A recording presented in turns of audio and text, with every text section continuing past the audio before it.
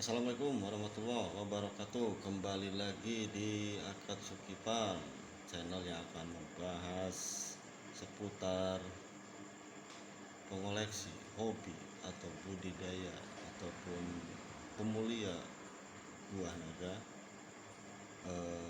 Dan insya Allah channel ini akan membahas seputar buah naga yang mungkin akan berbeda dari channel-channel buah naga yang lainnya, insya Allah ya. Untuk konten kali ini saya akan review hasil grafting yang kemarin saya lakukan dan hasilnya seperti apa. Mari kita lihat bersama-sama ya.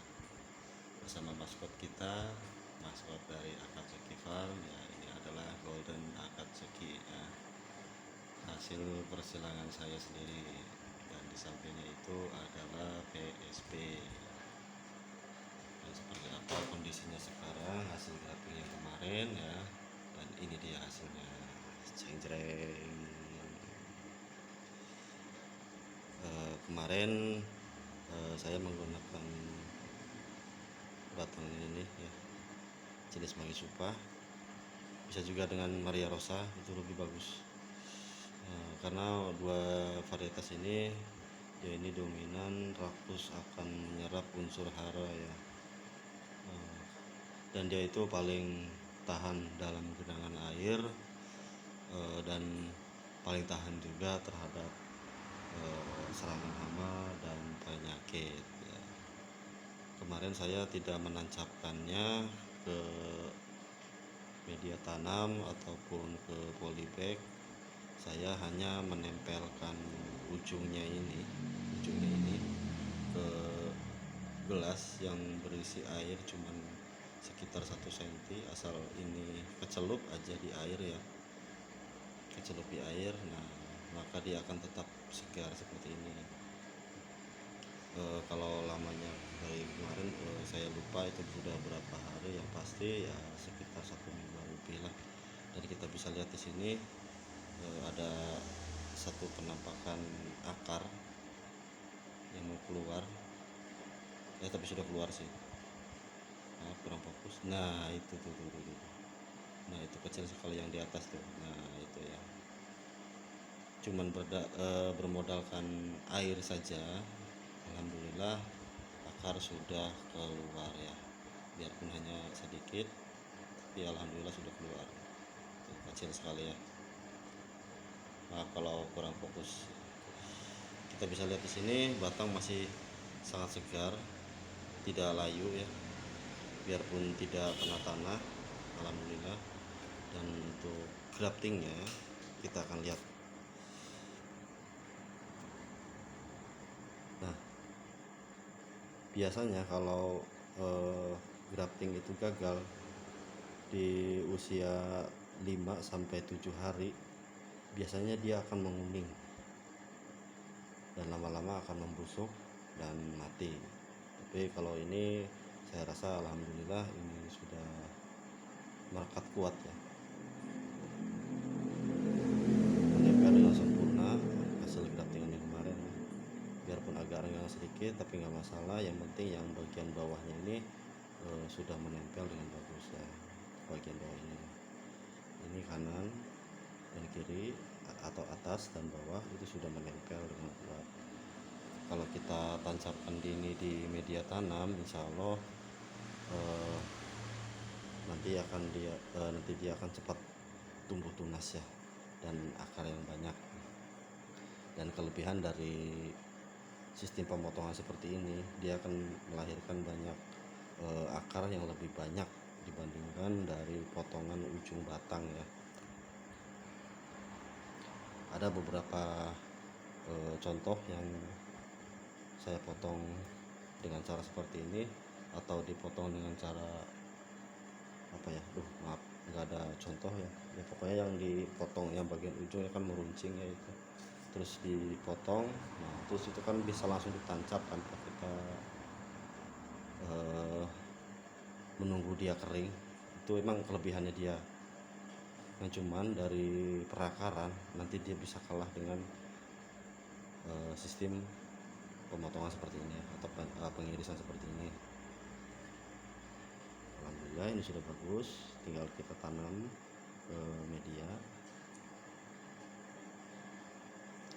Dari berapa ya, sekitar 30 graftingan saya yang seperti ini, yang bareng ini ya, ada sekitar 30-an lah kurang lebih, dan 5 diantaranya itu ada yang sudah keluar tunas, biarpun dia hanya dicelup di air saja, medianya dari air ya, tidak dari tanah. Alhamdulillah sudah keluar tunas, jadi tinggal ditanam aja, nanti akan tumbuh akar yang banyak dan tunas akan terus memanjang, insya Allah akan lebih cepat berbuah. Mungkin bagi teman-teman yang pemula, ada yang belum paham juga apa itu grafting, apa manfaatnya, di sini saya akan jelaskan. Jika teman-teman membeli batang atau varietas buah naga dalam bentuk grafting ini, kelebihannya dia akan lebih cepat tumbuh dibandingkan stek seperti ini contohnya ya. Untuk kameleon juga, kalian kalau ingin lebih cepat tumbuhnya, kalian bisa menggunakan teknik grafting seperti ini ya. Menggunakan teknik grafting itu akan lebih cepat, 2 kali bahkan 3 kali lebih cepat pertumbuhannya dibandingkan stek ya. Stek seperti ini lebih cepat yang seperti ini ya. Ada juga yang bertanya, tunas jati itu nanti tumbuhnya dari mana gitu kan. Nah, dan saya menjawab, dia harus keluar dari duri-duri ini. Tentunya kita hitung aja, 1, 2, 3, dan 4 ya. Di sini ada 4 duri. Nanti dia akan keluar di antara 4 duri ini ya. Jadi buat teman-teman yang belum paham, pokoknya kita usahakan nanti tunasnya itu tumbukannya di batang yang atas ini ya, jangan dari batang bawah ini. Kalau keluar tunas dari batang-batang ini, maka itu harus kita buang. Jadi kita cukup pelihara batang yang ada di atas ini. Soalnya ini contohnya ini kameleon ya, yang kita potong dari sini, terus kita grafting ke batang ini, batang bawahnya. Berarti kita kan harapan kita kan dia akan keluar di sini kan, tidak dari sini. Tapi kadang-kadang nasib atau rezeki itu tidak selalu yang kita harapkan, tidak seperti yang kita harapkan. Kalau memang nanti keluarnya di sini ya, nanti kita tinggal buang aja, bisa menggunakan cutter atau pisau atau apa aja gitu, yang penting rapi, dia tidak rusak ya. Tapi saya lebih rekomen menggunakan pisau cutter ya, seperti ini contohnya tuh. Nah, ini saya potong bentuk V ya, ini juga bentuknya V, bisa lihat. Nah, ini seperti itu. Di sini juga V, ini V, di bawah juga sama. Kita ambil dari sini sekitar 1, 2, 3. 1, 2, 3. Kegunaannya apa? Jika nanti pas kita nancepin, kalau masih ada duri di dalam ini, kita hanya mengkebiri atau membuang bekas durinya ini di sini, tapi di bawahnya itu enggak. Nah, itu biasanya kadang-kadang dia mengeluarkan tunas di dalam media dari sini, apalagi dari sini di bawahnya. Saya pernah mengalami seperti itu. Kenapa kok graftingan saya tidak pernah keluar tunas, padahal si batang ini sudah gemuk dan graftingannya juga sangat gemuk, tapi tunas kok belum keluar juga. Kenapa? Pas usut punya usut, saya cari jawabannya gak ketemu.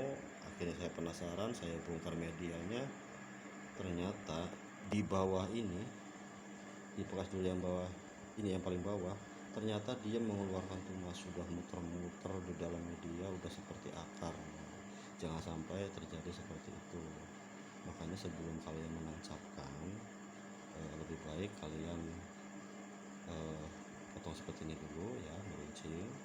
Nah lalu kita buang ini ya minimal maksimal 3 lah, 1 2 3, yang sebelahnya juga sama kan bentuknya segitiga ya, kita buang 3 semua ya.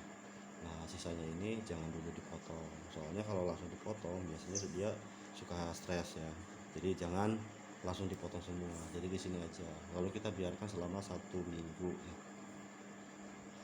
Tunggu 1 minggu sampai dia benar-benar kering. Nah setelah kering seperti ini, nah barulah kita bisa tanam. Segini aja ya, sedikit sekali, sekitar 2 sampai 3 sentian ya, nancap petaknya, jangan terlalu dalam. Kalau kita nancapnya ke posisi yang 2 ini yang mungkin resiko sedikit, tapi kalau yang 3 ini waduh kayaknya bakal mudah sekali itu akan mengalami busuk batang ya, jadi kalian harus berhati-hati. Cukup sekitar 3 cm aja ya, kalau itu rekomendasi dari saya. Jadi pas kita nancepin, nah ini kan sudah dipastikan dia tidak akan bisa mengeluarkan tunas di bawah. Adapun nanti ini susah keluar, berarti dia ada tunas dari batang bawah ini yang tumbuh yang belum kita buang seperti ini ya. Jika nanti sudah ditanam sekitar 20 atau sekitar 30 hari, kalau dia nanti dipastikan sudah keluar akar, dengan cara kita mencabut seperti ini, diangkat-angkat gitu, pas itu kayak yang mencengkram gitu, berarti dia sudah memiliki akar. Contohnya si pohon akasuk ini ya, kita angkat potnya, oke lah. Nah gimana kalau kita angkat batangnya ini, ternyata dia ikut, nah berarti dia ini sudah memiliki akar dan sudah mencengkram kuat ya. Oke gitu. Kalau sudah dari batang atasnya ini sudah keluar tunas, maka dan di bawahnya ini sudah dipastikan sudah keluar akar, maka kalian wajib membuang semua bekas duri ini dengan cara seperti ini tadi ya, berbentuk V, tapi jangan terlalu dalam juga, nanti dia bisa stres juga ya. Asal kebuang aja, nanti semuanya harus dibuang kecuali yang di atasnya ini, soalnya harapan kita kan nanti bisa tumbuhnya kan di sini gitu. Jadi di bagian bawah itu semuanya dibuang ya. Setelah kalian buang ya, insya Allah nanti pertumbuhan dari batang atasnya ini nanti dia akan lebih pesat, soalnya si batang bawah ini sudah tidak memiliki calon-calon tunas karena sudah kita kebiri seperti ini ya. Jadi semuanya akan tumbuh dengan sesuai harapan kita. Oh ya, untuk informasi saja, ada yang bertanya itu kok durinya dibuang-buang gitu kan, apakah nanti bisa tumbuh? Nah, dan penjelasannya seperti ini contoh ya. Kalau ini namanya itu dikebiri, kalau dikebiri dia tidak akan bisa tumbuh lagi tunas. Kalau cuman dibuang durinya aja seperti ini contohnya, tuh ini sudah tidak ada durinya, tapi ini akan bisa tetap tumbuh karena dia hanya dibuang durinya aja. Saya biasa melakukan dengan cara seperti ini ya. Tuh, ya. Jadi seperti ini. Kalau seperti ini berarti itu hanya dibuang durinya saja dan tidak akan berpengaruh tunasnya nanti jadi atau tidak. Saya pastikan itu tetap jadi ya. Seperti itu. Tuh, kita buang dan ini hasilnya sekarang sama ya, seperti ini, seperti itu ya. Oke, tapi kalau kita melakukan cara kebiri dengan menggunakan pisau cutter seperti ini, nah ini dipastikan 99% tidak akan tumbuh tunas ya. Kenapa saya bilang 99%? Kadang-kadang ini juga ada ya, yang suka keluar tunas biarpun cacat tunasnya dia tetap akan tetap tumbuh ya. Saya pernah melihat seperti itu di kebun saya. Jadi kalian setidaknya kalau dipotong seperti ini dia akan kesulitan untuk tumbuh. Jadi dia dipaksa untuk memberi asupan nutrisi ke batang atasnya ini ya. Mungkin sudah jelas seperti itu ya untuk teman-teman yang pemula atau pelanggan-pelanggan saya juga yang masih kurang paham dengan apa itu grafting dan apa kegunaannya. Saya tadi sudah sebutkan di awal. Semoga video ini bermanfaat. Assalamualaikum warahmatullahi wabarakatuh.